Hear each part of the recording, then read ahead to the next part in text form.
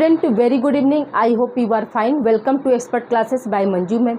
Student, मैं आप लोगों के लिए को करिकुलर का कोर्स लाई हूँ जो कि ऑल ग्रेजुएशन यानी बीए, बीएससी, बीकॉम, बीबीए के फर्स्ट ईयर के फर्स्ट सेमेस्टर में फूड न्यूट्रिशन एंड हाइजीन यानी आहार, पोषण एवं स्वच्छता नामक पेपर से आप लोगों को 100 नंबर के क्वेश्चन आएंगे एग्जाम में, जो कि ऑब्जेक्टिव टाइप के होते हैं। स्टूडेंट, जिस तरह से आप मेजर और माइनर सब्जेक्ट पढ़ रहे हैं उसी तरह से आप लोगों का एक अनिवार्य विषय है जिसे हम को करिकुलर कहते हैं।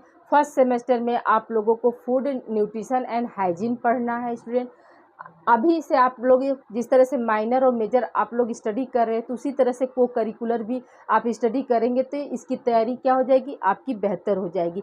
मेजर और माइनर सब्जेक्ट का तो मिड टर्म होता है स्टूडेंट, इसलिए उसमें पास होने की संभावना 100% बढ़ जाती है। बट को करिकुलर का कोई मिड टर्म नहीं होता है, ये 100 नंबर का होता है और ये यूनिवर्सिटी से होता है स्टूडेंट, तो इसमें पास होना सभी का अनिवार्य होता है। तो आइए हम आप लोगों को स्टार्टिंग से ही ये स्टडी आप लोग को यूट्यूब पर हम करा देंगे चैनल के माध्यम से, जिससे कि आपकी तैयारी क्या हो जाएगी, बेहतर हो जाएगी और किसी भी तरह की समस्या का सामना आप लोगों को नहीं करना पड़ेगा। Student, food nutrition and hygiene में आप लोगों को 4 यूनिट पढ़ना है स्टूडेंट, जिसमें टोटल चैप्टर आप लोगों का 24 या 25 चैप्टर है। तो आज मैं आप लोगों के लिए फर्स्ट चैप्टर लेकर आई हूँ जो कि आहार एवं पोषण की अवधारणा है। तो इसमें आप लोग को इसके अंतर्गत पढ़ना क्या, यानी फर्स्ट यूनिट का फर्स्ट चैप्टर है आपका आहार एवं पोषण की अवधारणा यानी concept of food and nutrition. तो स्टूडेंट, इसमें आप लोगों को इसके अंतर्गत इसका अर्थ, परिभाषा, इसके कार्य क्या है, इसका क्लासिफिकेशन क्या है, मतलब कितने भागों में बांटा गया, क्लासिफिकेशन का मतलब वर्गीकरण, कितने भागों में इसे बांटा गया, तो ये सब हम इसके अंतर्गत करेंगे स्टूडेंट। तो हम जैसा कि हम सभी जानते हैं कि हमारी मूलभूत 3 आवश्यकता होती है, रोटी, कपड़ा और मकान। स्टूडेंट, कौन कौन सी आवश्यकता होती है हमारी 3 मूलभूत, कौन कौन सी आवश्यकता है स्टूडेंट? तो याद रखिएगा कि रोटी, कपड़ा और मकान। तो रोटी क्या किसके अंतर्गत आएगा, तो भोजन के अंतर्गत आएगा। तो यानी इन 3 मूलभूत आवश्यकताओं में सबसे फर्स्ट प्रायोरिटी हमारी क्या होती है, भोजन की आवश्यकता होती है स्टूडेंट। तो आइए आज हम इसी पर डिस्कस करते हैं। तो देखिए स्टूडेंट, आपका चैप्टर का नाम है, चैप्टर फर्स्ट है, चैप्टर का नाम है आहार एवं पोषण की अवधारणा यानी concept of food and nutrition. तो देखिए स्टूडेंट, पहला पॉइंट ही आपका है कि मनुष्य की 3 मूलभूत आवश्यकताओं यानी 3 मूलभूत आवश्यकताओं का मतलब स्टूडेंट कि रोटी, कपड़ा, मकान। आवश्यकताओं में से भोजन का स्थान सबसे महत्वपूर्ण है स्टूडेंट, ठीक है। यानी इन 3 मूलभूत आवश्यकताओं में सबसे प्रथम स्थान पर कौन सा है, आपका भोजन आता है। सेकेंड पॉइंट है स्टूडेंट कि आर्य जाति के मनुष्य अपने प्रारंभिक सभ्यता के समय ऋग्वेद के अनुसार दूध, दही, मक्खन, घी ग्रहण करते थे, ठीक है। यानी वो मतलब आर्य जो थे ऋग्वेद के अनुसार, हमारे वेद कितने होते हैं, तो 4 होते हैं, तो ऋग्वेद, यजुर्वेद, सामवेद और अथर्ववेद। तो ऋग्वेद के अनुसार क्या था, तो उस समय आर्य जाति के लोग क्या करते थे, अपने भोजन में क्या लेते थे, तो दूध लेते थे, दही लेते थे और मक्खन और घी को ग्रहण करते थे। किस वेद के अनुसार, तो ऋग्वेद के अनुसार। फिर दूसरा पॉइंट क्या है स्टूडेंट, तो यजुर्वेद के अनुसार आर्य जो थे वो चावल तथा गेहूं का प्रयोग करते थे, ठीक है। आपको क्वेश्चन यहाँ ऐसे बन सकता है स्टूडेंट कि किस वेद के अंतर्गत या किस वेद के अनुसार आर्य लोग जो थे वो गेहूं और चावल का उपयोग करते थे। तो हम क्या बताएंगे, यजुर्वेद के लोग जो थे या आर्य थे जो क्या करते थे, भोजन में चावल और गेहूं का प्रयोग करना सीखे या प्रयोग किए थे, ठीक है स्टूडेंट। फिर अगला पॉइंट क्या है, यथर्वेद में मानव तेल का भी उपयोग करने लगे थे, ठीक है। तो आपको पूछा जा सकता है कि तेल का उपयोग जो था सर्वप्रथम किस वेद के लोग किए, तो क्या बताएंगे, अथर्ववेद के लोग जो थे तेल का उपयोग करना सीख गए थे। फिर देखिए स्टूडेंट, ये आपका एक इम्पॉर्टेंट पॉइंट है कि 1000 से 600 BC के मध्य का समय या काल को हम क्या बोलते हैं, इडिप पीरियड कहते हैं स्टूडेंट। आपको क्वेश्चन एग्जाम में ऐसे पूछ सकता है कि इडिप पीरियड किस समय को कहते हैं, तो आपके ऑप्शन में आ जाएगा 1000 से लेकर 600 BC पहला ऑप्शन, दूसरा ऑप्शन हो जाएगा 2000 से लेकर 400 BC, थर्ड ऑप्शन हो जाएगा 1000 से लेकर 300 BC, ठीक है। तो ये ऐसे करके आएगा तो हम क्या बताएंगे कि जो इडिप पीरियड्स है वो कितने से कितने समय मध्य का समय है, तो 1000 से लेकर 600 BC के पीरियड को हम क्या बोलते हैं, इडिप पीरियड बोलते हैं। नेक्स्ट लाइन ये और आपका मोस्ट इम्पॉर्टेंट है स्टूडेंट, आपको पूछा जा सकता है एग्जाम में कि आधुनिक पोषण विज्ञान के पिता कौन है, ठीक है। आधुनिक पोषण विज्ञान के पिता कौन है, यानी आपको ये क्या हो जाएगा, आधुनिक पोषण विज्ञान का मतलब क्या हो जाएगा, न्यूट्रिशन साइंस, ठीक है। तो फादर ऑफ न्यूट्रिशन साइंस कौन है, तो हम क्या बताएंगे या किसे कहा जाता है, तो क्या होगा यहाँ पर, लेवाइजर को कहा जाता है। किसको कहा जाता है स्टूडेंट, तो लेवाइजर को क्या कहते थे, आधुनिक पोषण विज्ञान का पिता कहा जाता था। ये आपका मोस्ट इम्पॉर्टेंट है, ये किसी भी कंपटीशन में आप लोगों को एग्जाम में दे सकता है स्टूडेंट की आधुनिक बताएंगे कि लेवाइजर को कहा गया था। ये आपका मोस्ट इम्पॉर्टेंट है स्टूडेंट, इसे अच्छे से याद करिएगा। क्यों कहा गया स्टूडेंट, तो याद रखिएगा कि मानव शरीर में जो मेटाबॉलिज्म यानी चयापचय की जो क्रिया होती है, इस पर शोध किसने किया था, तो लेवाइजर ने ही किया था, इसीलिए इन्हें आधुनिक पोषण विज्ञान का पिता कहा जाता है। देखिए स्टूडेंट नेक्स्ट लाइन है आपका, इन्होंने सबसे पहले मनुष्य के शरीर में चयापचय की क्रिया का पता लगाया था, इसीलिए इन्हें क्या कहते हैं, इसीलिए इन्हें आधुनिक पोषण विज्ञान का क्या कहा जाता है, पिता कहा जाता है। अब आइए स्टूडेंट हम बात करते हैं कि भोजन क्या होता है, ठीक है, यानी भोजन हम किसे कहते हैं, सामान्य शब्दों में भोजन का मतलब क्या होता है। तो देखिए स्टूडेंट, वह सभी ठोस एवं तरल भोज्य पदार्थ जिसे हम खाते हैं, जो खाने योग्य हो, जिसे आसानी से पचाया जा सके, जिससे शरीर को ऊर्जा एवं उष्णता मिलती हो, शरीर की वृद्धि, ऊतकों की मरम्मत तथा पोषित करता हो, वही क्या कहलाता है, भोजन कहलाता है स्टूडेंट, ठीक है। तो भोजन क्या होता है स्टूडेंट, तो भोजन हम ठोस में भी लेते हैं और तरल पदार्थों में भी लेते हैं। ठोस में कैसे, जैसे दाल चावल ये सब क्या है, हमारा ठोस में है, और दूध और जूस क्या है हुआ, ये हमारा तरल में हो गया। तो भोजन हम दोनों रूप में ले रहे हैं ना, ठोस और तरल दोनों में लेते हैं, जिसे जो क्या हो हमारे खाने योग्य, यानी कुछ भी थोड़ा ना खा सकते हैं, जहर थोड़ा ना खा सकते हैं, है ना। तो क्या है, इसीलिए कहा गया कि वह सभी ठोस व तरल भोज्य पदार्थ जिसे हम खा सकते हैं और जो क्या हो खाने योग्य और जिससे क्या हो सके, आसानी से पचाया जा सके, और जो कि हमें शरीर को क्या करे, ऊर्जा दे सके, और हमारे जो शारीरिक वृद्धि में जितने भी ऊतक सहायक है उनको उनकी मरम्मत कर सके और उन्हें पोषित कर सके, वही हमारा क्या कहलाता है, भोजन कहलाता है स्टूडेंट, ठीक है। आई होप यहाँ तक आप लोगों को समझ में आ गया होगा स्टूडेंट कि भोजन क्या है। तो याद रखिएगा कि भोजन वह तरल व ठोस पदार्थ है जिसे हम खाते हैं, जिसे जो खाने योग्य हो, जिससे पचाया जा सके, हाँ, जिससे क्या हो शरीर के जितने भी ऊतक हो उनकी मरम्मत में वो क्या हो सहायक हो सके, उन्हें पोषित कर सके, वही क्या कहलाता है, हमारा भोजन कहलाता है स्टूडेंट। आई होप यहाँ तक आप लोग को क्लियर हो गया होगा।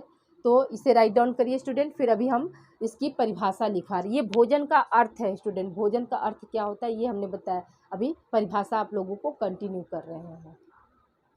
हम लोग आगे कंटिन्यू करते हैं। देखिए स्टूडेंट, है आपका भोजन की परिभाषा, जिसको हम इंग्लिश में क्या बोलते हैं, डेफिनेशन ऑफ फूड, ठीक है स्टूडेंट। इंग्लिश में उसको क्या बोलेंगे, डेफिनेशन ऑफ फूड बोलते हैं। तो देखिए इसमें परिभाषा भी स्टूडेंट आप लोग को एग्जाम में क्या करेगा, परिभाषा दे देगा और पूछेगा कि यह कथन किसका है स्टूडेंट, ठीक है। परिभाषा देकर क्या पूछेगा, यह कथन किसका है। अभी तक आप लोग ऑब्जेक्टिव टाइप के क्वेश्चन नहीं दिए होंगे स्टूडेंट, तो ये आप लोगों का एक तरह से मार्गदर्शन का भी काम करेगा। जैसे आप आगे बढ़ते जाएंगे तो क्या होगा, कोई भी कंपटीशन की एग्ज़ाम देंगे, जैसे रेलवे हुआ और एसएससी हुआ, बैंकिंग का हुआ, ये सब आप लोग अगर तैयारी कर रहे होंगे तो उसमें क्या होता है, ऑप्शनल टाइप के ही क्वेश्चन पूछे जाते हैं स्टूडेंट। तो को करिकुलर के जरिए आप लोगों को पूरे एग्ज़ाम का ब्यौरा पता चल जाएगा, कैसे ओएमआर भरते हैं, ये सारी नॉलेज क्या हो जाएगी आपको को करिकुलर के जरिए हो जाएगी, जो कि आपको इन फ्यूचर हमेशा ये काम देगा। ये जितने भी को करिकुलर के आप अगर 6 सेमेस्टर में जो भी आप पेपर पढ़ेंगे ये सब आप लोगों का याद रखिएगा कि जो बेसिक कंपटीशन यानी जो कंपटीशन का जो बेस होता है, तो बेसिक क्वेश्चन आपका यहीं से पुटअप होता है स्टूडेंट। तो इसलिए को करिकुलर को आप लोग बिल्कुल हल्के में मत लीजिएगा, ये बिल्कुल कंपटीशन के पॉइंट ऑफ व्यू से आप लोगों का ये कोर्स तैयार किया गया है स्टूडेंट, ठीक है। तो जो बच्चे इंटर पास करके अभी बीए में गए हैं, बीएससी में गए हैं, बीकॉम में गए हैं, बीबीए में गए हैं, फर्स्ट सेमेस्टर में उनका एडमिशन हुआ है, तो उनके लिए ये क्लासेस है। और प्लस जो आपका ग्रेजुएशन कर चुके हैं तो ये क्लासेस उनके लिए भी बेनिफिशियल होंगी स्टूडेंट, ठीक है। तो आइए स्टूडेंट देखिए, हम परिभाषा देखते हैं, भोजन की परिभाषा क्या होती है। तो आपका पहला परिभाषा है शुभांगिनी जोशी के अनुसार, ठीक है स्टूडेंट। शुभांगिनी जोशी के अनुसार उन्होंने क्या मतलब भोजन यानी फूड की क्या परिभाषा दी। तो देखिए स्टूडेंट, उन्होंने कहा कि भोजन की जीवन के लिए एक आधारी आवश्यकता है, यानी भोजन जीवन के लिए क्या है, एक आधारी आवश्यकता है। भोजन ही शरीर को पोषण करता है, ठीक है। तो ये बात एकदम बिल्कुल 100% सही है कि जीवन जीने के लिए सबसे आधारी यानी बेसिक चीज़ हमारी क्या है स्टूडेंट, यानी यहाँ पर आधारी आवश्यकता का मतलब क्या है स्टूडेंट, बेसिक नीड्स। तो बेसिक नीड्स हमारा क्या होता है, भोजन होता है। और भोजन ही क्या करता है, शरीर को पोषण देता है। जैसे हम किसी काम को कर पाते हैं तो कैसे हमें एनर्जी मिल रहा है, ताकत मिल रहा है, तभी तो हम काम कर पा रहे हैं। तो वो ताकत वो एनर्जी हमें कहाँ से मिलती है, भोजन से ही मिलती है।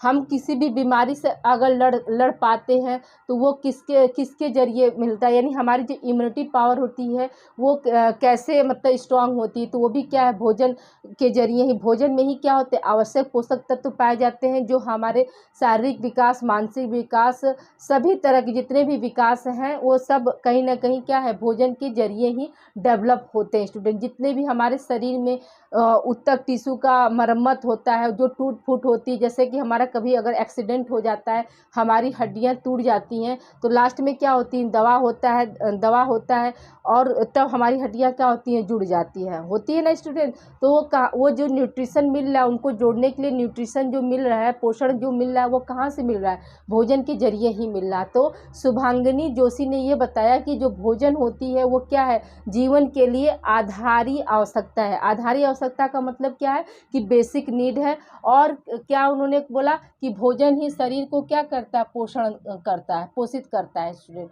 तो ये किसका परिभाषा है, शुभांगिनी जोशी का। आपको क्या करेगा, एग्जाम में आपको ये परिभाषा दे देगा कि भोजन जीवन के लिए एक आधारी आवश्यकता है, भोजन ही शरीर का पोषण करता है, ये परिभाषा दे देगा। और पूछेगा कि यह कथन किसका है।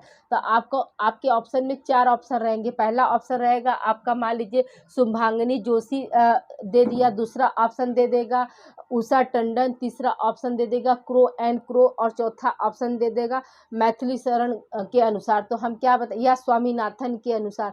तो हम किस ऑप्शन पे जाएंगे, देखिए उन्होंने तो आपको परिभाषा याद करना पड़ेगा स्टूडेंट। देखिए इसमें क्या चीज़ है, आपको देखिए आधारी आवश्यकता भी दे दिया और पोषण, शरीर भोजन ही क्या करता है, शरीर को पोषण देता है। तो ये 2-3 टर्म्स शब्द याद रखेंगे तो आपको पता चल जाएगा कि ये परिभाषा किसने दिया था।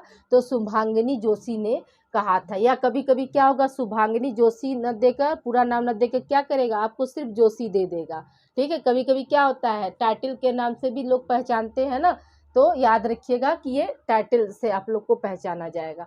फिर अगला परिभाषा क्या है आपका, उषा टंडन के अनुसार।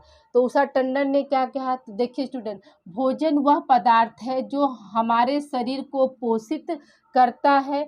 प्रत्येक भोज्य पदार्थ में शरीर को पोषित करने की अलग अलग क्षमता होती है, क्योंकि प्रत्येक भोज्य पदार्थ में पोषक तत्वों की मात्रा विभिन्न होती है।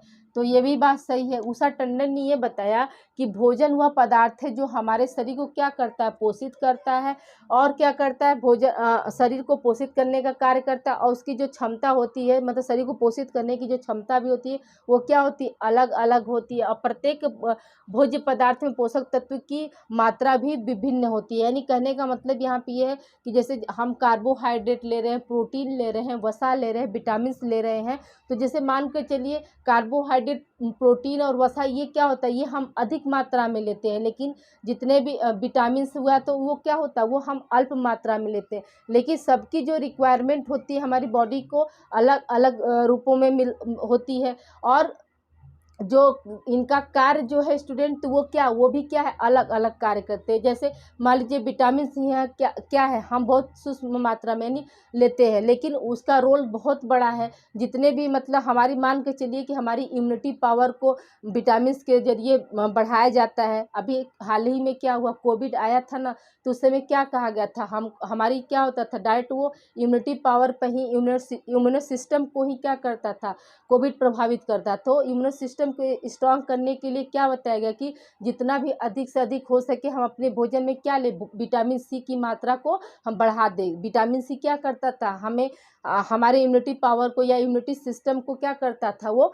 स्ट्रांग बनाता था। यानी देखिए उसकी मात्रा क्या है, अल्प है, यानी कम मात्रा में हम ले रहे हैं, लेकिन उसका रोल क्या है, बहुत बड़ा है। और वहीं पे क्या कर रहे हैं हम, कार्बोहाइड्रेट, प्रोटीन और वसा क्या करते हैं, हम ज़्यादा मात्रा में लेते हैं। हाँ, लेकिन उसका रोल क्या होता है, उसका रोल जो है विटामिन की अपेक्षा क्या है, अपने जगह पर वो भी अधिक है। लेकिन एक कहा जाए कि हम सूक्ष्म मात्रा में ले रहे हैं तो वो हमारी प्रतिरक्षा प्रणाली को स्ट्रांग कर रहा है। लेकिन अगर कार्बोहाइड्रेट अगर हमारे बॉडी में अधिक हो जा रहा है तो क्या होता है, हम बहुत सारी बीमारियों का शिकार हो जाते हैं। ठीक है स्टूडेंट, तो ये इन्होंने क्या बताया, इन्होंने ये बताया कि भोजन वह पदार्थ है जो हमारे शरीर को पोषित करता है, और प्रत्येक भोजन पदार्थ में शरीर को पोषित करने की अलग अलग क्षमता होती है। जैसे हमने बताया ना कि कार्बोहाइड्रेट अलग तरीके से पोषित करेगा, विटामिन से अलग तरीके से पोषित करता है, प्रोटीन से आपका अलग तरीके से पोषित करता है। तो ये किसने दिया, उषा टंडन के अनुसार है परिभाषा।